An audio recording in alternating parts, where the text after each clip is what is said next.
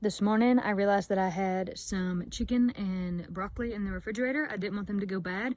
I thought the easiest thing to do would be to make a chicken casserole with broccoli in it. I love that. I have a good recipe or 2 or 3 for that. I commenced to doing that. I got everything ready. I put the broccoli in last. That's what the recipe calls for. Into the casserole, and then I put the cheese on top because I love cheese on anything and I like a lot of cheese. So I laid cheese on top of it. I put it in the oven. I let it go for a couple minutes to melt the cheese, and then I turned the oven off and I turned it on broil to crisp up the cheese. I was opening the oven and closing the oven to make sure that the cheese would get crispy and not black and burnt, because that's how broil works.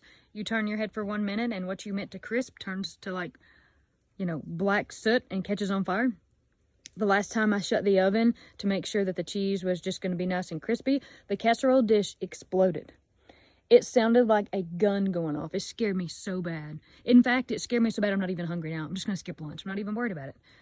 Comment below. Tell me if that's happened to you before. If you've been baking in a glass casserole dish and had it explode, maybe it'll make me feel better if I'm not the only one that's exploded a glass casserole dish in the oven. I am thinking from now on, I'm just going to bake in like a metal pan for like everything, or just like square off casserole, because it's a god-awful mess and it scared me really bad. Me and Dad are about to clean it up, and I'll show you what it looks like in there.